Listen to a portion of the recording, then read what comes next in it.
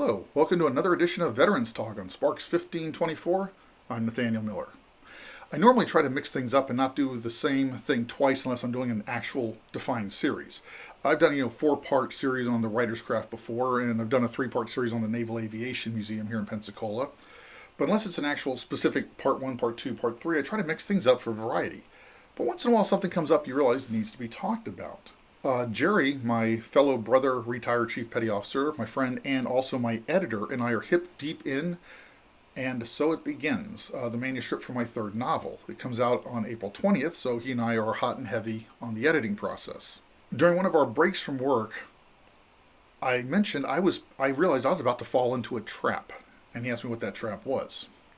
And I told him I was thinking about volunteering with the local DAV and VFW to try and help and take care of other vets, which is not a bad thing. But I told him what I realized the trap was I was falling the trap of ignoring the fact that I kind of need support too, and I was thinking about being the guy in charge again. That's what I had to do.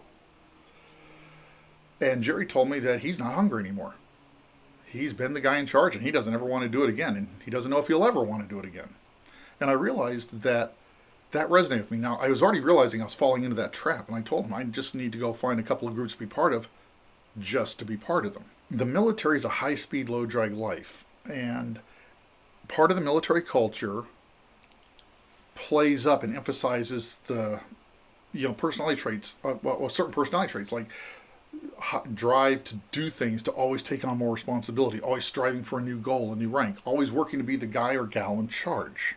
But there does come a time when we all have to put that down. The uniform comes off, and even if we shift into a civilian job that's pretty high speed, low drag, that's going to end one of these days too. There is a point in time where every veteran has to slow down. It may not be immediately at the end of the military career, but it's going to happen for all of us. Age and time catch up to everybody.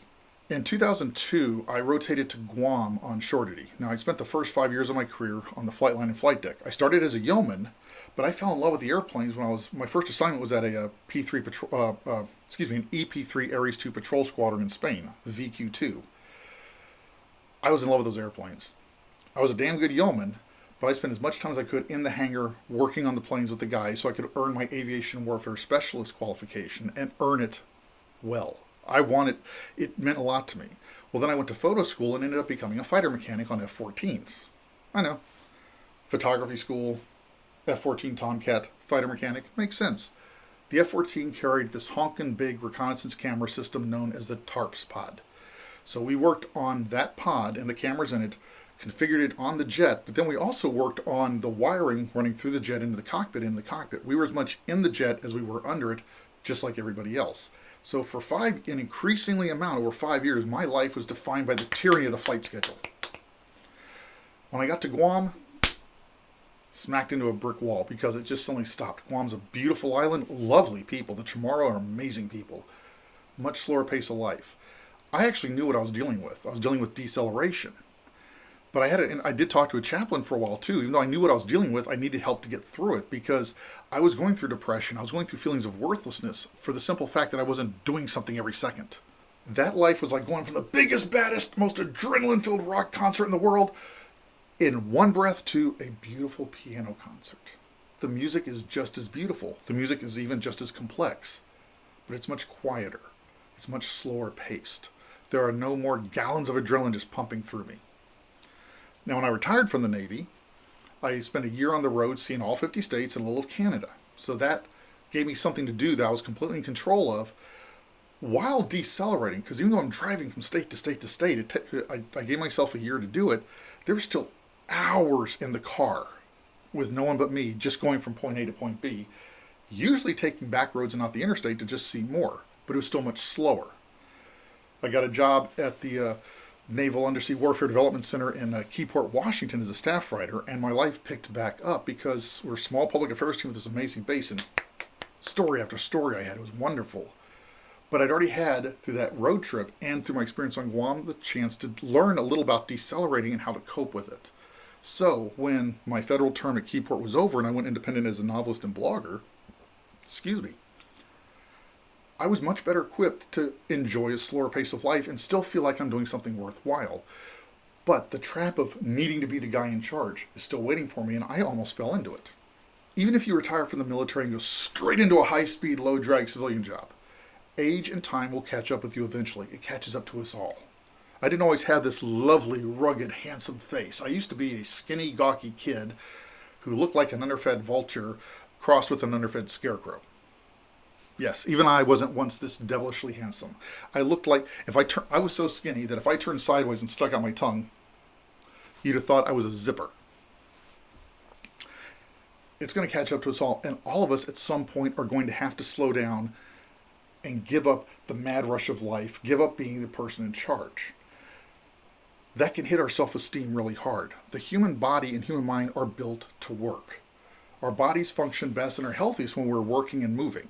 It doesn't have to be back-breaking manual labor, but we're designed to move. We're designed to always be curious and seek things out. The military emphasizes that. That's one of the key traits that makes you successful in the military, that go-getter, always trying something new, going for something new, taking on more responsibility. That's not a bad thing. It's actually a very good thing because you can do remarkable things and you can be a great influence on a lot of people over a lot of years. But there is that moment when it has to end. It's inevitable.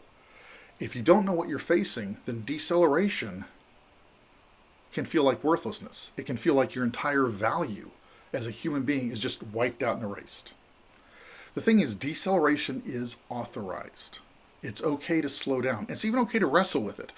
That's another normal human trait. A lot of veterans that I have talked to, now that I think about it after that conversation with Jerry, wrestle with deceleration. The slowing down of their pace strikes them as feelings of worthlessness, that they're not, because they're not doing so much, they're not worth as much. And under the sight of God, whatever your religion is, whatever God or gods you worship, human beings have an intrinsic worth. Just by being here, we're allowed to be here. But it can feel differently because since we are built to work and to seek and to grow, when the pace of that slows down, it can feel like we're not doing it. It can feel like a dark winter in our lives that never ends. A dark winter of ice and snow and long nights that will go on until we die. But it won't, especially if we stick together or talk to people, maybe not veterans, but we talk to people that can help us work through it. Deceleration is not only authorized, it is necessary. We can't always be running a 100-mile dash. If you can run a 100-mile dash, you're good. We can't always be running a 100-yard dash. Sometimes we got to stop and walk. And especially as all of us get older, we're going to have to start walking. It's inevitable. But we don't have to face it alone. Deceleration is okay. If you're feeling stuck, if you're feeling worthless, if you're feeling like you don't have a purpose, number one, the feelings are okay. That's not reality. But I also know that feelings can be so strong, they create a reality of belief that we can be stuck in, even though we know objective reality is over here. That's why we need to stick together and stick with each other. If you're wrestling with feelings of worthlessness because you've slowed down now that the military career is over, or your military and then post-military civilian career is over, you're not experiencing anything that's not normal to being a human being. Reach out to each other, take care of each other, find something to be part of just to be part of it. Please feel free to comment. If you think this video is worthwhile, leave me a comment if you'd like to engage in a discussion with me about something. I am not a medical provider. If you're having an emergency, please use the Veterans Crisis Line. It is linked below in the description. But if you just want to chit-chat, feel free to hit me up. If you think this video is worthwhile, please feel free to share it. And also hit that little like button. And if you think my content's worthwhile, please subscribe and keep up with me as I venture through veterans issues to the writer's craft, sea stories, to sometimes just going off on inane things that are just my thoughts. In the meantime, until we see each other again, have a great week, and remember to always go and do some great things.